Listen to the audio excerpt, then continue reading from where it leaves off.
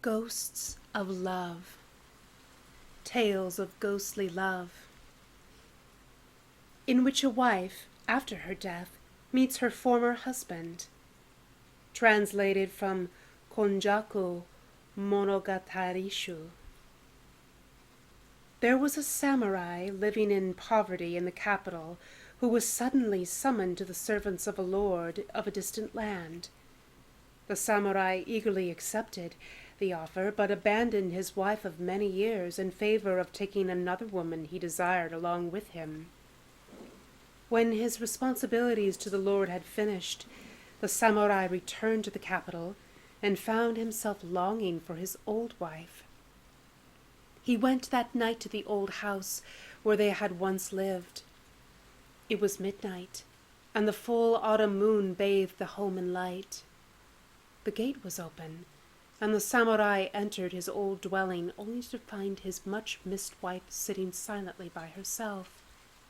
She showed neither anger nor resentment towards her husband for his ill use of her, but instead offered him greetings and welcomed him back after his long time away.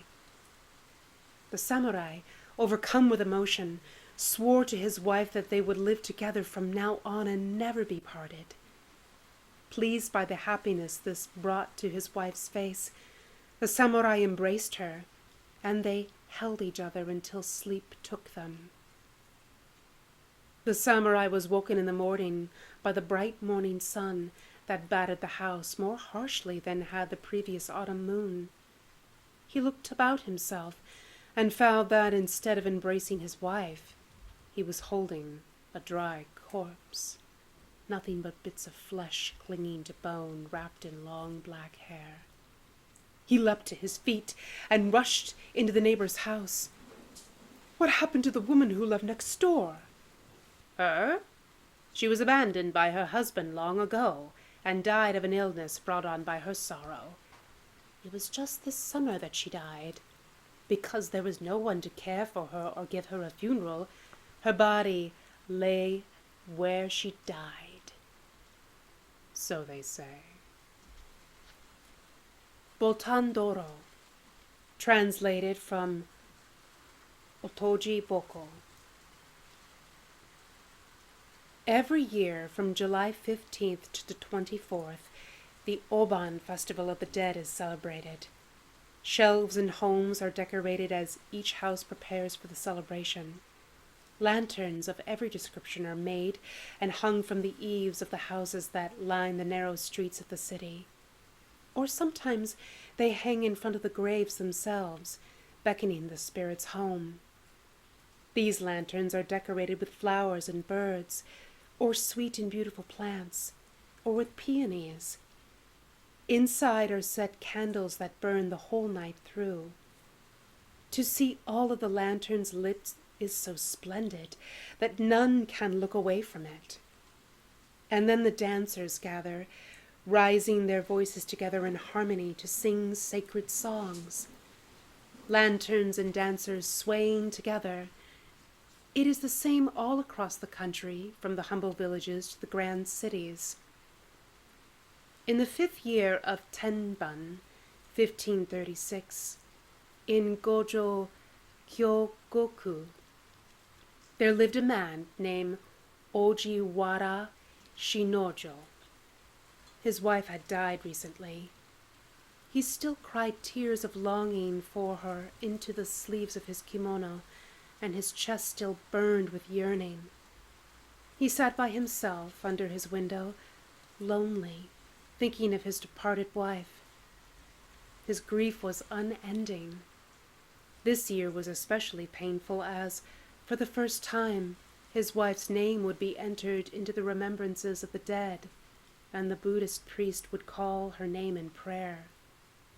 As he heard the Buddhist sutras read for her, he saw children playing outside and thought about the cruelness of life. His friends tried to take him out to cheer him up, but instead, Ojiwara returned home alone. He stared into nothingness on his stoop, his mind blank. Why? My beloved wife's face is clear in my mind to comfort me, and I am lonely. While staring blindly into space, Ojiwara sang softly to himself and allowed tears to flow freely down his face. Late on the evening of the 15th, the bustle of people going to and fro began to thin. The night grew still and silent. Suddenly, a beautiful woman, about 20 years old, came walking by, accompanied by a servant girl who looked about 14 or 15 years old. The servant girl was carrying a beautiful lantern adorned with peonies. The woman's eyes were vivid, the color of lotus blossoms, and her body was slender and moved with the grace of a willow tree. Her eyebrows were sharp as a pine needle, and her hair was glamorously ornamented. Ojiwara saw her shining in a moonbeam. Is this one of the daughters of heaven, come down to earth to play amongst us mere mortals? Or perhaps the youngest princess of the Dragon King emerged from her underwater palace? There is no way someone this beautiful could be human. Ojiwara shuddered with delight at the sight of the beautiful woman. As much as he tried to stop himself, Ojiwara's heart was filled with longing. He stood and followed her. The woman noticed Ojiwara filing in behind her, and he waited on her rejection. Instead, she walked slowly ahead, turning to look over her shoulder. I came out tonight with no appointment, no expectations of a secret meeting. It was only that the moon was beautiful, and I wished to admire it. Unexpectedly it grew late at night, and the path home was deserted and dreary. Will you accompany me on my lonely walk? Hearing this, Ojiwara took a tentative step in her direction. Your way is far, and the night is dark. Surely returning home now would be tiresome. My house is dilapidated and piled with garbage. However, perhaps it would serve as a light in the dark night for you, and be enough for you to stop for the night. Ojiwara said this with a choking tone, and the woman smiled in response. I see the warm light leaking out of your window. You look alone and as lonely as I am. I will take you up on your offer and stay at your inn with pleasure. The human heart feels sympathy. With this response, Ojiwara was overjoyed. He took her slender hand and led her into his house. He brought out a bottle of sake, and they took turns pouring for each other. The moon sank into the night, and it stretched into a most wonderful evening. He heard the words he desperately wanted to hear. It will be difficult not to change after this, not to forget myself. I want to assume this is the start of something, rather than a brief moment in the moonlight. Ojiwara had been anxious about the future with this woman, and he said, We don't know if we will meet again. Do we make a pledge that this is the beginning or an ending? To which the woman immediately replied, If I ask, will you wait for me to come every night and every night again? Why do you look at me with a sad face so full of expectations of disappointment? With that said, joy blossomed in Ojiwara's heart. As they loosened each other's under sashes, he made his first pledge with this woman. They whispered to each other that they would love without change or interruption. Unbidden, dawn broke. Ojiwara said, Where is your house? Unless you vanish into the hollow of a tree like some fairy tale creature, please tell me. The woman answered, I am a descendant of the noble Fujiwara clan, and trace my lineage there more than the Naikaido clan.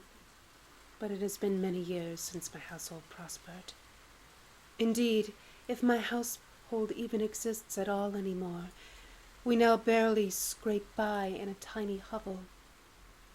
My father perished in the Onin Wars. My siblings are all dead, and my house has declined. There is only myself remaining, and this maid, who has been in service to my family for her entire life. We live in the vicinity of Banshu Temple. The shack is far too humble for visitors and shames me.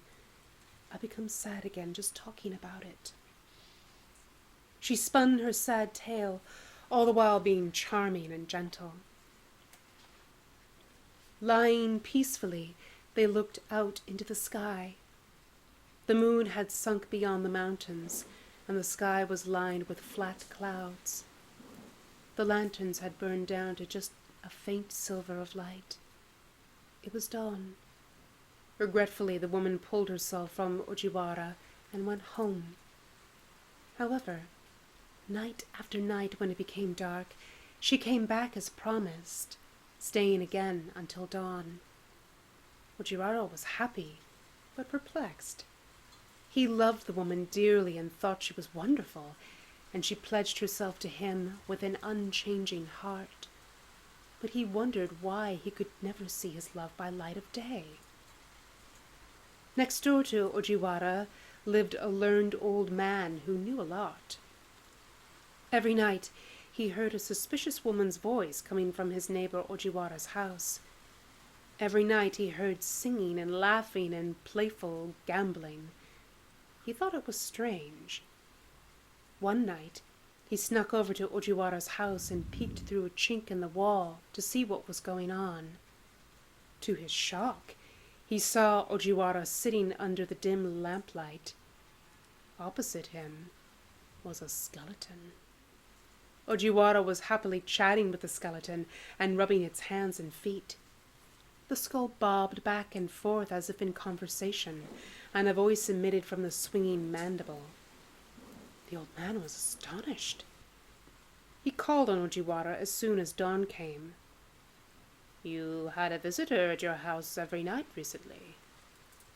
The old man poured out his query subtly, but Ojiwara uttered not a sound. The old man continued. "You are headed for certain catastrophe. What do you gain by hiding your activities? Last night I peeped through your wall, and I saw your visitor, a skeleton. Living things are filled with a pure, vital energy and vigor. When they die, this energy becomes corrupt in the heart. The hearts of ghosts are impure and wicked. This is why the living must purify themselves after contact with the dead, and avoid taboos and impurities. Because you are under her gloomy spell, you don't know what it means to sit with a Yurai. You cannot perceive that you lie with an unclean thing, a foul creature of the underworld. She will drain you and your vigor, sucking your life energy and leaving you a hollow shell. In the end, you will fall desperately ill. No medication or treatment will help you. The consumption will grow in you, and you will be cut down in your youth like green grass. The years that should have been yours taken from you. You will become a creature of the world over there, rotting under the moss. Is that not sad?" Ojiwara felt the first twangs of fear and astonishment. He saw that the old man was telling the truth, and his eyes were opened for the first time. "The lady said she lived near Banshu Temple. Perhaps we could go there and inquire," he said. Ojiwara set out west from Gojo, traveling to Banri Lane, inquiring along the way if anyone knew of the young woman.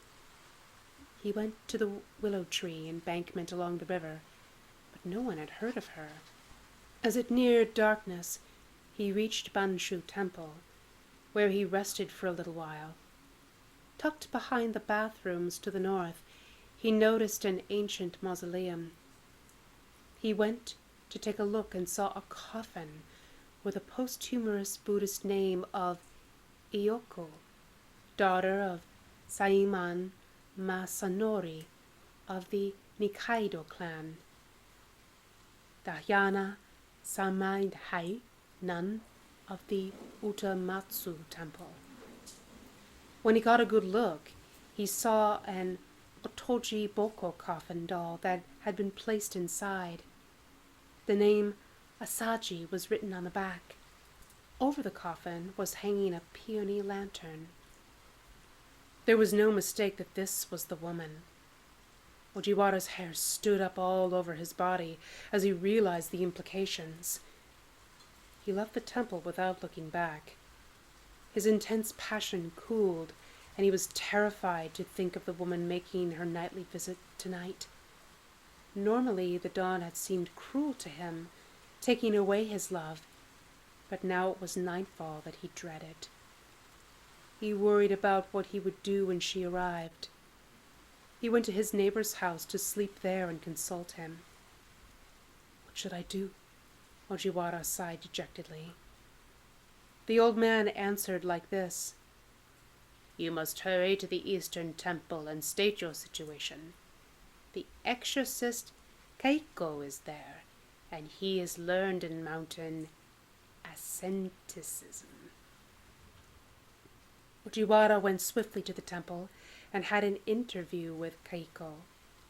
Keiko said, "Your life essence is being drained away by this mysterious spirit. Your heart and spirit are ensorcelled. If this continues for 10 more days, you will die." So it was said. Ojiwara told the truth about everything that had happened until then. Keiko listened and began writing out protection amulets that he gave to Ojiwara. He hung them about the entrances to his home. And as expected, the woman did not come. After 50 days, Ojiwara returned to the Eastern Temple to thank Keiko, and the two got drunk together. In his inebriated state, Ojiwara started to long for his lost love. He decided to drop by Banshu Temple for a short visit and stand before the graves. As he looked inside, in an instant she was there. She vented her rage on Ojiwara. "You have heartlessly broken the pledge we made to each other, and made yourself a great liar. I thought your love was not superficial, that you were a person of depth, and I trusted myself with you. From sunset to sunrise I was yours, with a love that would never fade. That was the pledge I made to you. But instead of the words of your love, you listen to this Keiko, and allow him to build barricades between us. And more importantly, you built walls around your heart as well. But I am so happy to see you again now, and you will come and stay at my house." She took Ojiwara's hand and led him inside. The man who was with Ojiwara saw this and fled in fear. The man ran back to Ojiwara's house and told everyone what had happened. They were shocked and made their way to Banshu Temple together, but arrived too late. Ojiwara had been drawn into her grave. The cruel bones were wrapped around his dead body. The priest of the temple had the grave transferred to a mountain temple. After, a mysterious rumor was heard. On rainy nights, when it became cloudy, Ojiwara and the woman can be seen walking hand in hand, the young child guiding the way by light of the peony lantern. And on those days, the neighbors hide in fear. When Ojiwara's family heard this, they had the Lotus Sutra copied 1,000 times and chanted for him. And they held a memorial service for him and the woman. After that, the two were never seen again. The Dead Wife Who Didn't Leave. Long ago, deep in the mountains of Shikoku, a husband and wife lived happily alone, far away from the nearest village, in a small house. In autumn of one year, the wife of that happy couple fell suddenly ill and was confined to bed. But because the couple lived so very far away from the nearest doctor in the village, they had no medicine. The wife's fever grew hotter every day, and the husband could do nothing but cool down her body with water. The wife's condition worsened every day, and the husband never left his wife's side and tended to her every moment of every day. One day, seeing the pain on his wife's face, the husband sought to comfort her agony. "My love, we are the type of couple who can never be separated. No matter what happens, please say that you will never leave my side."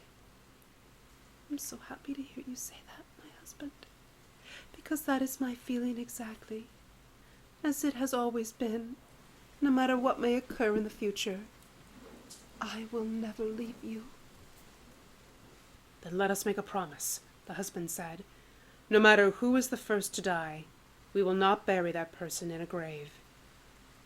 "That is for the best," answered the wife. "I know that I have not much life left in this body. Do not break the promise you made to me now. Do not put my body in a grave, but leave me here as I am, so that I may always be by your side." With that said, the woman relaxed with a peaceful look on her face and exhaled her last breath. As he had promised, the husband didn't bury, but left her as she had died, inside the house, lying in bed. In this way, 7 days passed. Nothing of note happened during those 7 days, and the husband went about his business as usual.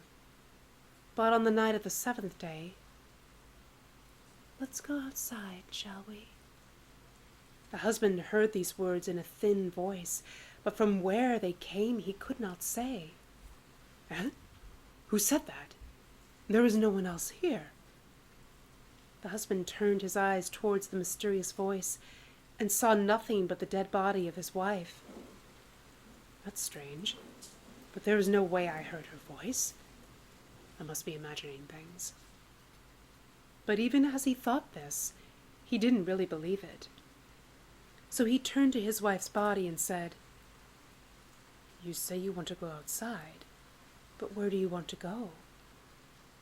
Even so, he was shocked to get an answer. "Yes, I am bored just lying here all day. The moon must be beautiful tonight. Let us go out and view it." "It's fine to say that," the husband replied, still unsettled, "but you are dead." With that, the wife spoke no more.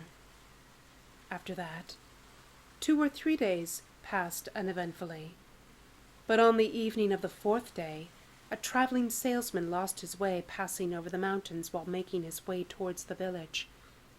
Seeing the couple's remote cottage, he knocked on the door. "Hello? Would you be so kind as to let me stay just this night? I have lost my way and find myself in trouble." "That is a tight spot," said the husband, "but come in and make yourself at home." With that said, the traveling salesman went into the cottage, but the husband still had some errands to run outside and said, "Excuse me, but I must go out for a bit. Please wait for me here." The traveling salesman had been hoping for some company as well as a place to stay, and was a bit downhearted when the husband left him alone.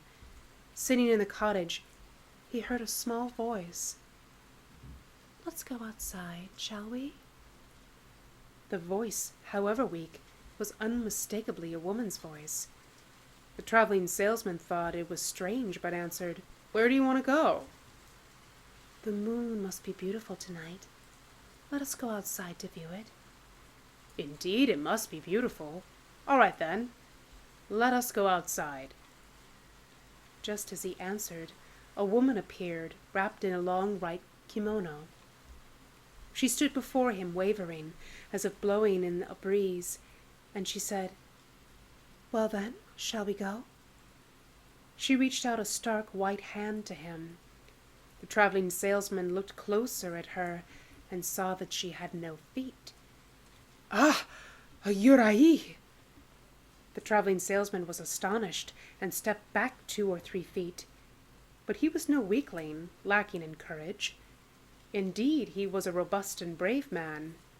He muttered to himself, "Okay now, this Uraei must want to whisk me off to the land of the dead. Well, she will not find such easy prey." With that, he sprang at the woman, grabbed her by the throat, and threw her from the house. He stepped to the door to await her challenge, but there was nothing before his eyes. The woman had vanished. After a bit, the husband returned from his errand. The traveling salesman flew into his story of the mysterious encounter. That was a strange thing indeed. Ha! But maybe it was just the fog playing tricks on me after all. But instead of being entertained, the husband was furious. "What have you done? I show you little sympathy, that you stay at my home, and you throw my wife out the door? Then you go out with her. If you want to stay in my cottage, go find my wife and bring her back." The chastised traveling salesman slowly plodded out the door, and began his task of wandering the dark forest looking for the Uraei he had so roughly handled. But even with the bright light of the moon to guide him, the wife was never seen again.